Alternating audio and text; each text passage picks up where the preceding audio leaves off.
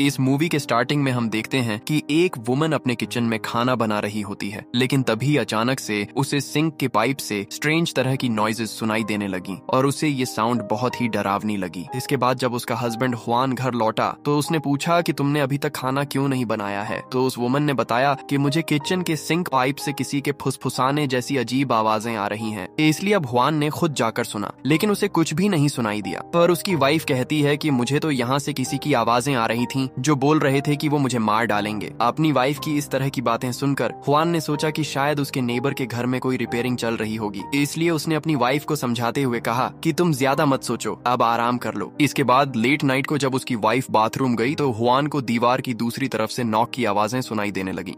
इससे वह काफी चिढ़ गया और उसे लगा कि शायद वॉल्टर उसका नेबर ही ये आवाज कर रहा है। तो हुआन ने उससे ये सब स्टॉप करने के लिए कहा, लेकिन कुछ टाइम के बाद फिर से वही अजीब आवाजें आने लगीं। तो अब हुआन गुस्से में वॉल्टर के घर आ गया। उसने जल्दी से डोरबेल दबाया तो उसके हाउस का गेट किसी ने खोला, लेकिन वहाँ कोई कुछ बोला ही नहीं। इससे वह और उलझ गया और वापस अपने घर आ गया। घर लौटते ही उसे पता चला कि एक्चुअल नॉइज तो उसके अपने बाथरूम से आ रही है। तो वह जल्दी से अंदर गया और उसने अपनी वाइफ को दीवारों से टकराते हुए देखा, जैसे कोई अजीब चीज उसे कंट्रोल कर रही हो। हुआन ने उसे रोकने की काफी बार ट्राई की, लेकिन वह अपने आप ही दीवारों से टकराती रही और कुछ टाइम में ही उसकी हालत इतनी बिगड़ गई कि वह जिंदा नहीं बच पाई। फिर कुछ टाइम बाद 3 लोग हुआन से मिलने आए, एक फोरेंसिक स्पेशलिस्ट, एक पैरानॉर्मल इन्वेस्टिगेटर और एक प्रोफेसर। उन्होंने साफ कर दिया कि वो हुआन को गिल्टी नहीं मानते, बल्कि सिर्फ ये समझना चाहते हैं कि उसके हाउस में क्या अजीब हुआ था। इसलिए काफी सोचने के बाद हुआन ने बताया कि मेरा पड़ोसी वॉल्टर कुछ डेज से बहुत स्ट्रेंजली बिहेवियर कर रहा था और लेट नाइट में उसके हाउस से भी स्ट्रेंज नॉइजेस आती रहती थी। ये सुनकर प्रोफेसर कुछ पल रुककर सोचने लगी। असल में कुछ डेज पहले वॉल्टर ने खुद ही उसे कॉल किया था और बताया था कि उसके हाउस में भी कई तरह की स्ट्रेंज इंसिडेंट्स हो रही हैं और लास्ट कई मंथ से वॉल्टर को लग रहा था कि उसके घर में कोई इनविजिबल फोर्स है, क्योंकि जब भी वह घर आता तो उसे अपने बेड के नीचे किसी की मौजूदगी का एहसास होता और जैसे ही वह बेड के नीचे देखता तो उसे वहाँ पर कुछ भी नहीं मिलता। इस सब ने उसकी हालत काफी खराब कर दी थी और अब वह स्लीपिंग पिल्स लेकर ही सो पाता था। लेकिन जब एक नाइट को वह सो रहा था कि अचानक से उसका बेड जोर जोर से हिलने लगा। घबराकर उसने नीचे झांक कर देखा पर वहाँ पर कुछ भी नहीं था। फिर जैसे ही वह वापस लेटने लगा उसे लगा कि उसके ठीक नीचे कोई अजीब सा क्रीचर मौजूद है और उसी टाइम रूम की लाइट भी ऑफ हो गई। तो वॉल्टर ने स्विच दबाने की काफी ट्राई की, लेकिन लाइट नहीं आई और तभी उसे याद आया कि बेड के नीचे एक प्लग लगा है। जैसे ही उसने कोड को प्लग में जोड़ा तो उसे लगा जैसे कोई पर्सन रूम से बाहर भाग कर गया हो। अब डर के मारे वॉल्टर ब्लैंकेट के अंदर छिप गया और गॉड से हेल्प मांगने लगा। इसके बाद मॉर्निंग में उठकर उसने देखा कि उसका पूरा हाउस बुरी तरह से बिखरा पड़ा था। इसलिए अब उसने तुरंत ही प्रोफेसर को कॉल किया और बताया कि अब वो शैडो सिर्फ चीजें नहीं हिला रही बल्कि उसके सामने भी आ रही हैं। पर प्रोफेसर के असिस्टेंट ने कहा कि बिना प्रूफ के वह कुछ नहीं कर सकते। फिर कुछ टाइम के बाद हुआन उसके घर आया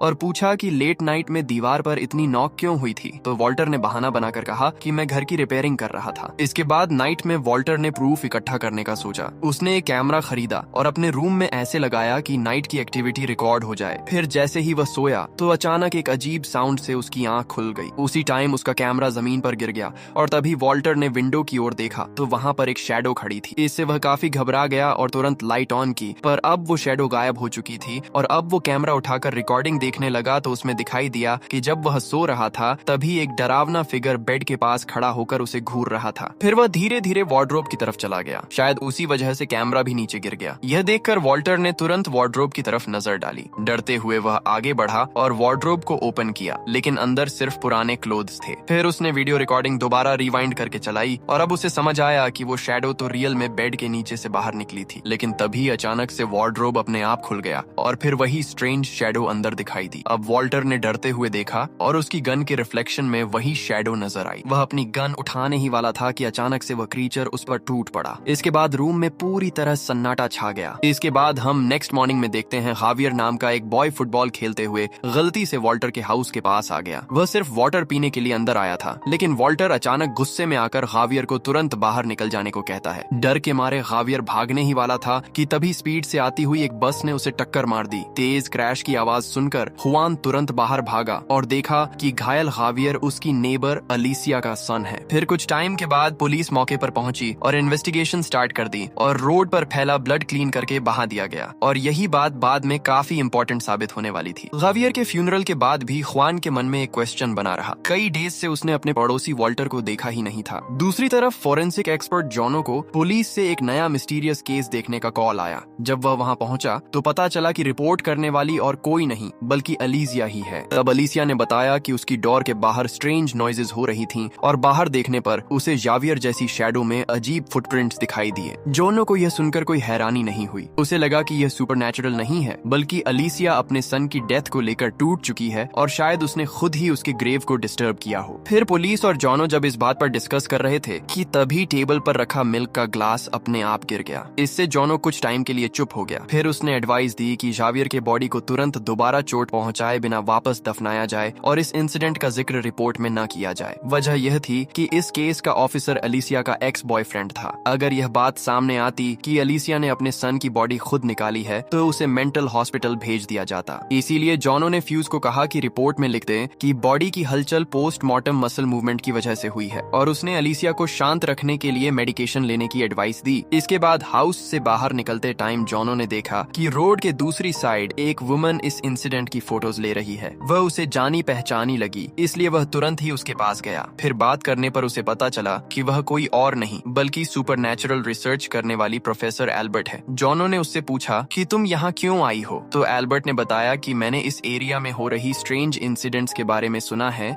और मैं उन्हें समझने आई हूँ। तभी जॉनो को यह भी पता चला कि जब उसने इस हाउस की डोरबेल दबाई थी तो गेट किसी ने खोला था लेकिन अंदर से कोई साउंड नहीं आई। ये सब उसे काफी स्ट्रेंज लगा।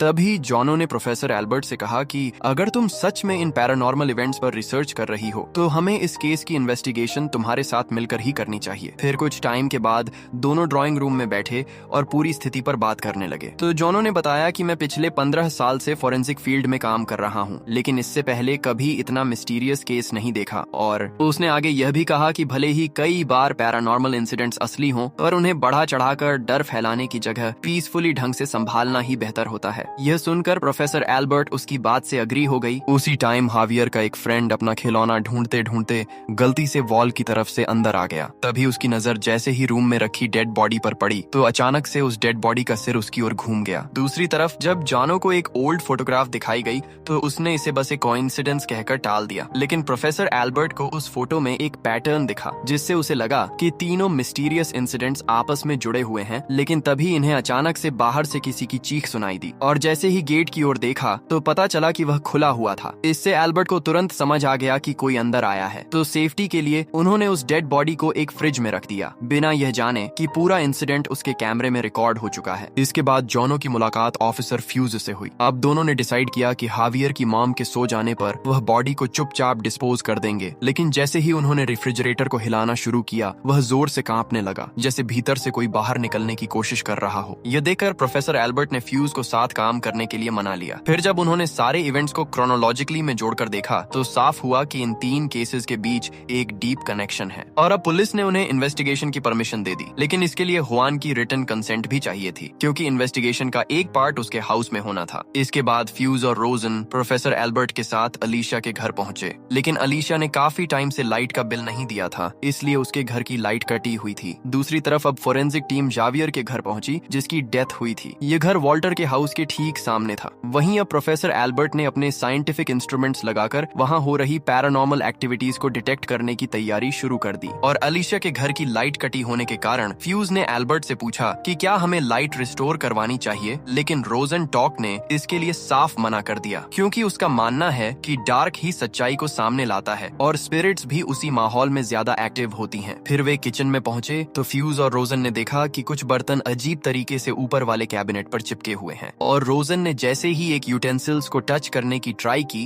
तभी एक नाइफ हवा में उठा और सीधे उसके हैंड में गहरा वूंड कर गया। तुरंत ही फ्यूज उसकी हेल्प के लिए बढ़ा, लेकिन तभी रोजन की नजर एक और डरावनी चीज पर पड़ी। कबर्ड के अंदर कोई अदृश्य चीज उसके बहते ब्लड को फीडिंग कर रही थी। फिर फ्यूज ने तुरंत ही अपनी गन निकाली, मगर रोजन ने उसे रुकने को कहा और खुद ही नाइफ को वूंड से निकालने लगा और फ्यूज उसे लेकर तुरंत सेफ जगह पर पहुंचा। जब रोजन अपने वूंड को क्लीन कर रहा था तो तभी फ्यूज ने देखा कि रूम की हर ऑब्जेक्ट्स हल्के के कांप रही थीं। अब उसे समझ आ चुका था कि ये स्पिरिट्स ब्लड की तरफ अट्रैक्ट हो रही हैं। इसलिए रोजन ने तुरंत रूम को क्लीन करने को कहा। इसी बीच जॉनो के पास फ्यूज का फोन आया। फ्यूज ने घबराते हुए कहा कि वह अब इस हाउस में नहीं रह सकता क्योंकि उसने ऐसी चीज देखी है जिसे वह समझा भी नहीं सकता, और उसने यह भी बताया कि उसका हार्ट पहले से कमजोर है और इतना स्ट्रेस वह नहीं झेल सकता। दूसरी तरफ जॉनो को अपने रूम के मिरर में कुछ अजीब दिखा। ऐसा लगा मानो कोई उसके बेड के पास खड़ा हो, मगर वह गोस्टली फिगर केवल मिरर में ही दिखाई दे रहा था। अचानक वह गोस्टली फिगर मिरर से बाहर आने लगा और उसी टाइम फोन भी कट गया। वही अब प्रोफेसर एल्बर्ट को भी कुछ अनयूजुअल महसूस हुआ। तभी उसकी नजर वॉल को देखते देखते एक न्यू क्रैक पर गई जो धीरे धीरे बढ़ रही थी। और अब फ्यूज रोजन के पास पहुंचा और बोला कि मैं अभी इसी टाइम यह जगह छोड़ना चाहता हूं। लेकिन तभी रोजन को एक नया क्लू मिला और उसने फ्यूज को फर्श के नीचे देखने को कहा। लेकिन बेड के नीचे उन्हें कुछ खास नजर नहीं आया। लेकिन जब उन्होंने दूसरी तरफ देखा तो पूरा रूम अजीबो गरीब बिजार क्रीचर से भरा हुआ दिखाई दिया। और रोजन का मानना था कि डार्कनेस एंड लाइट दोनों एक साथ स्पेस में मौजूद रहते हैं, बस देखने का राइट पर्सपेक्टिव होना चाहिए। ये सब देखकर फ्यूज का दम घुटने लगा तो वह जल्दी से भागते हुए बाहर निकल गया। लेकिन बाहर पहुंचकर उसे याद आया कि उसे रोजन को भी साथ ले जाना चाहिए। इसलिए तुरंत ही फ्यूज जॉनो के हाउस की तरफ भागा और वहां पहुंचकर ऊंची आवाज में उसे पुकारने लगा।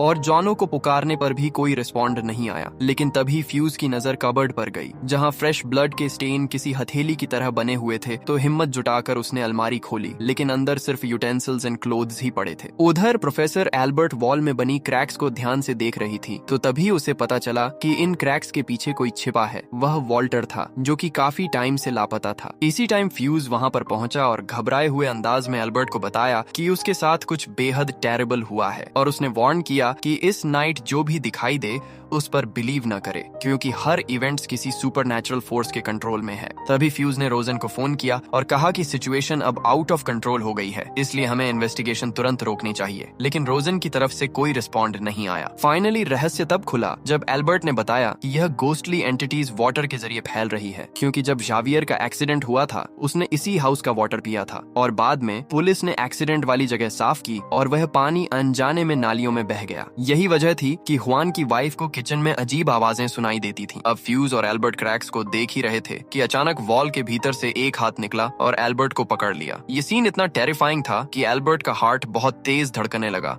और उसे हार्ट अटैक पड़ गया। उसी टाइम वॉल से एक डिमोनिक फिगर बाहर आने लगा और रोजन जब अपने कैमरे की रिकॉर्डिंग देख रहा था तो पीछे रखी वार्डरोब अपने आप खुल गई। ये देखकर वह भी उतना ही डर गया जितना एल्बर्ट भी डरा था। किसी तरह फ्यूज इस हॉरिफाइंग नाइट से जिंदा बच निकला और होश आने पर उसने देखा कि अब रूम के सारे सामान खुद ब खुद हिल रहे हैं। लेकिन तभी अलीसिया अंदर आ जाती है। फिर फ्यूज उससे हेल्प की गुहार लगाने लगा, लेकिन अलीसिया गुस्से में थी। उसे लग रहा था कि फ्यूज ने ही जावियर को नुकसान पहुंचाया है क्योंकि उसने अपने बेटे के फ्रेंड के मोबाइल में एक वीडियो देखा था जिसमें फ्यूज डेड बॉडी छुपाते दिखाई दे रहा था। लेकिन फ्यूज की बार बार माफी मांगने पर अलीसिया का गुस्सा थोड़ा कम हुआ क्योंकि दोनों पहले रिलेशनशिप में रह चुके थे। फिर जैसे ही फ्यूज कार में बैठने वाला था कि उसे अचानक से एक डेड बॉडी दिखी। यह देखकर वह कांप उठा और उसे लगा कि अलीसिया का दिमाग पूरी तरह से खराब हो गया है। वह तुरंत दूसरी कार में बैठा और हॉस्पिटल की तरफ निकल गया। लेकिन वहीं प्रोफेसर एल्बर्ट की मौजूदगी ने फ्यूज को और ज्यादा डरा दिया। वहीं अब फ्यूज कार को तेज चलाने ही वाला था कि कुछ दूर जाकर ही उसने कार रोक दी और अपने रेडियो ट्रांसमीटर से साथियों को कॉल किया। लेकिन तभी उसके टीममेट्स ने बताया कि उन्होंने हाउस के बाहर एक फोरेंसिक ऑफिसर को बहुत ही अजीब हालत में खड़ा देखा है। ये सुनते ही फ्यूज ने उन्हें तुरंत वहां से निकल जाने को कहा। लेकिन कुछ टाइम बाद ही उसे महसूस हुआ कि ये सब अभी एंड नहीं हुआ, इसलिए वह तुरंत ही वापस लौट आया और हाउस पहुंचते ही उसने जल्दी से कार की डिक्की से पेट्रोल की 2 कैन निकाली क्योंकि अब उसका प्लान इस कर्स्ड हाउस को जलाकर सब कुछ खत्म कर देने का था। फिर जैसे ही वह ड्राइंग रूम में पहुंचा तो उसने अलीसिया को फंदे से हैंग्ड हुआ पाया और ये सब उसके लिए बेहद दर्दनाक था। लेकिन फिर भी फ्यूज खुद को संभाल कर पूरे हाउस में पेट्रोल छिड़कने लगा। इसके बाद वो मैच स्टिक जलाने की ट्राई करने लगा पर हर बार लौ बुझ जाती। तभी उसे रियलाइज हुआ कि उसके पीछे तो जॉनो खड़ा है और वही हर बार मैच स्टिक बुझा रहा था। ये देखकर फ्यूज बहुत टेरिफाइड हो जाता है। वह घबरा गया और अब बिना टाइम बर्बाद किए उसने जल्दी से अपनी गन से पेट्रोल पर गोली चला दी। फिर पल भर में ये हाउस आग की लपटों में चेंज हो गया और तेजी तेजी से जलने लग जाता है। इसके बाद हमें 5 इयर्स बाद दिखाया जाता है। एक दिन 3 स्ट्रेंजर्स जुआन से मिलने उसके हाउस आ जाते हैं और तभी उन्होंने पूछा कि क्या तुम फोरेंसिक एक्सपर्ट अल्ड्रिच और 2 प्रोफेसर्स को जानते हो? तो जुआन ने कहा हाँ, लेकिन मैं उनके नेम्स ठीक से याद नहीं कर पा रहा हूँ। इसके बाद इंटेरोगेशन के दौरान जुआन ने कहा कि देखो कोई अभी विंडो से हमें देख रहा है, लेकिन जैसे ही बाकी लोग मुड़े तो वहाँ पर कोई भी नहीं था। फिर जुआन ने एक पुरानी फोटो निकाली और इसमें दिखाई दे रहा आदमी टीचर रोजन होता है। तभी जुआन ने गेट की ओर इशारा करके बताया कि आग में इस आदमी का फेस बुरी तरह डिसफिगर्ड हो गया था। और उसी टाइम उनके पास रखी एक चेयर धीरे धीरे हिलने लगी और फिर अचानक तेजी से हवा में उछलकर उनकी तरफ उड़ती हुई आ गई। और इसी के साथ ये मूवी यहीं पे एंड हो जाती है। ऐसी और मूवीज एक्सप्लेनेशन देखने के लिए हमारे चैनल को सब्सक्राइब करें और वीडियो को लाइक करें। Thanks for watching.